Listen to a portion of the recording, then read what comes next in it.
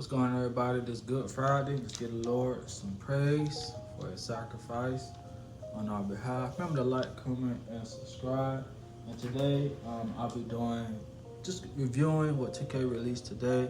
They dropped the new Prime set. I thought it was a pretty good drop. I think the guys' opus could have been better.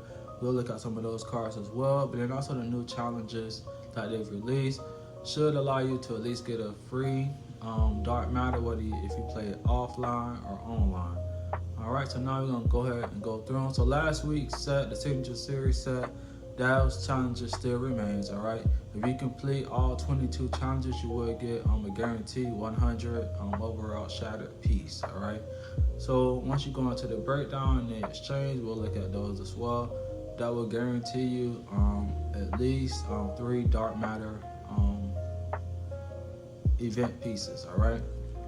So now I was able to complete not all of the new domination yet. That'll be what I'll do probably this weekend, playing offline. But here, a key thing I wanted to know, but it says salary cap and showdown. It should have said salary cap or showdown, because you can play either mode, okay? You could do these either in salary cap or in showdown. Me personally, I did all of these in salary cap, so I think that would probably be your best bet. Now the hardest one was winning the 3 games in a row using 5 Signature Series players. They did the same thing for the Prime set this week as well. Win 3 showdown or salary cap games using 5 or more Signature Series players. That will guarantee you a Dark Matter Signature Series event card. Then also for this one, you do get a few more cards along the way. Amethyst, you get some diamonds, peak diamonds, and then 1 opal. Alright. So I think what 2K did this week was actually, well, today was actually really good.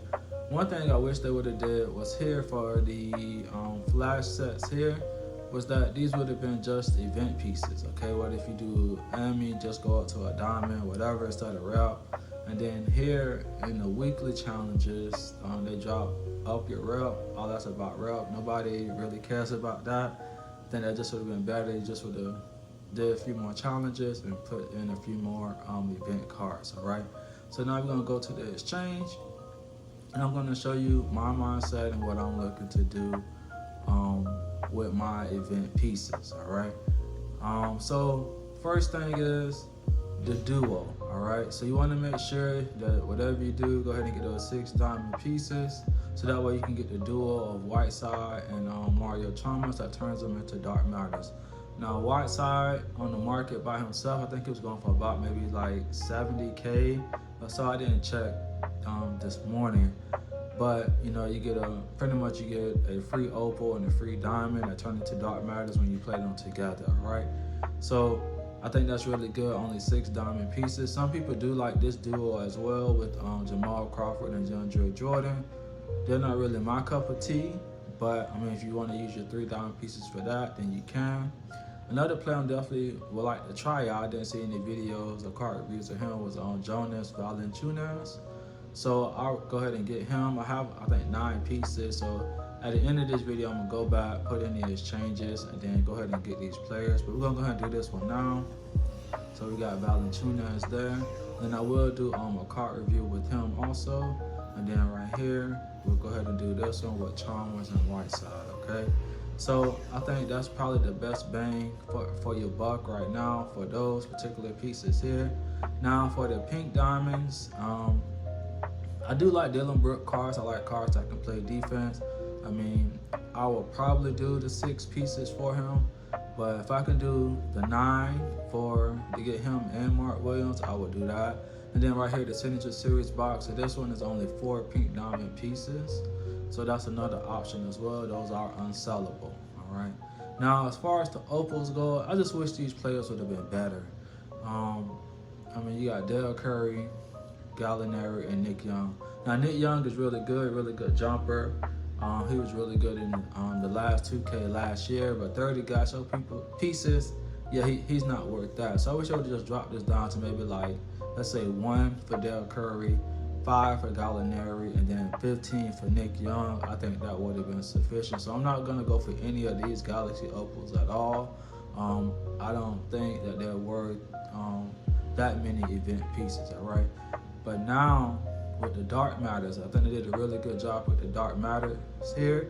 And then they were also more reasonable, all right? So I know Ty did a gameplay with Dark Matter Jason Kidd. Y'all go check that out. And then Mark Gasol is also really good for 15 Dark Matter pieces. I don't think I'm going to have enough to get them because of last weekend I wasn't able to do King of the Court. And then for the triple threat part win streak, I got the 4 games. Man, my guy, he was wide open. We only needed 2 points. He shot a 3-pointer with AD, missed. They ended up coming back and winning the game. So I missed out on the invincible piece. But overall, the 2 cards I definitely want to go for is Bam and Andre Wiggins, all right? So with Bam, he's only 6'9" as a power forward, but he's a complete card. He has a really good jumper. I'll do a card review with him later today as well, because I do have enough pieces to get him. So I'm going to go ahead and add him to my squad, all right? So if he was on the market, he would probably be going for at least 100K or more, all right? And then I definitely want to try to get Andre Wiggins by the end of this, okay? So it says 30 days, so more likely they're going to keep continuing to add different event pieces for each set that they drop each Friday, okay? So if you're not able to complete them all right now, there's going to be a continuation. Hopefully on Tuesdays, they can add some event pieces into that Tuesday release as well. But definitely want to get Andre Wiggins to add it to my team just to improve my shooting guard position. But other than that, I mean, that's really all I'm going for the festival. I'm not going to have enough pieces to get these 100 overalls. I know Will is very good as well. And of course, you got KD there. But I think overall, this is very good content. And then we're going to look at the new players that they released today. All right, Prime said, Giannis. So one thing I like about the Invincibles is you can see here, like behind the card, it's like something coming at you, right? Like Giannis, he gonna go for easily 10 million MT, one of the best cards in the game. And I just like how they did the card art, and it's just really cool. I like it, all right? You got 100 overall Jason Tatum, and then 100 overall Ant-Man. A lot of people still don't like them in the game. If I get them for free, I would definitely be happy to use them, do a card review, gameplay, whatever. But I think overall, I mean, they have 99 stats on everything. I think Jason Tatum has one of the best jumpers, one of the smoothest jumpers in the game, all right? So then we got Michael Beasley here. He's going to be going for, I thought he'd be going for a little bit more than that. Okay, so maybe about, I'll say 650K. I probably wouldn't spend it on Michael Beasley, but he's one of the best shooting. He's one of the best small forwards in the game. They gave him a very quick jumper, and his defense is also really improved. Aaron Gordon, I mean, he is what it is, right? Bargnani, he's going to be a stretch big. Now, they did make his standing dunk good, driving dunk good, and it actually made him a lot better on defense than I thought they would, okay? But he's going to be one of the better big mans in the game, all right? Ginobili, just depends on his jumper, if you like Ginobili cards or not. I liked them about 2 years ago. I like the card art. That's pretty much all I can say. And then you got Dame here, Dark Matter. He may be a buyout. Hopefully later on, if you really like Dame, you better pick up this one. Now for the Opals, a little bit disappointing. You got Jason Terry, like nobody's running him. Kirk Heinrich, nobody's running him. Norman Powell, nobody's running him. Cat, nobody's running him. All right. Then you got Real Hip. Now, Real Hip is the best Opal in this set here.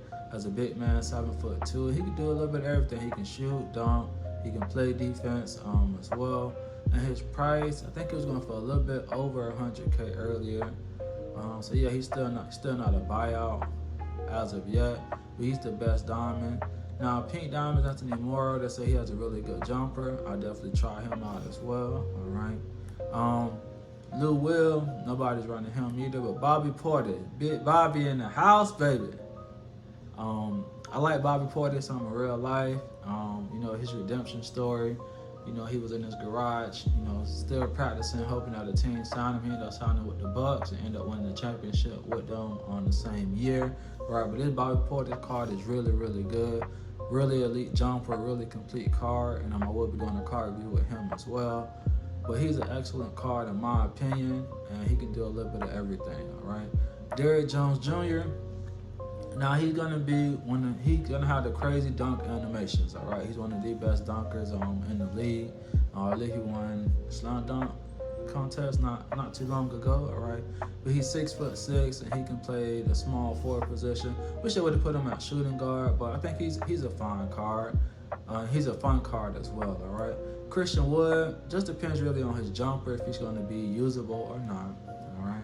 The diamond card, now James Posey, all right? He's going to be the typical 3-and-D card here, 6'8". But one thing I did notice about him, 94 3-ball, 90 driving dunk, his defense is fine. What's his Hall of Fame badges? Are really good. He does have Hall of Fame Limitless, Hall of Fame Deadeye, Challenger, Off-Ball Pass, Glove, Immovable, Physical Finisher, and Set Shot Specialist. So those are all really good badges for a diamond card. And then my boy Thanasis, yes sir, Mr. Swiss Army Knife himself. Really fun card to use. He's gonna get crazy dunk animations. I'll be doing a card review with him as well later on.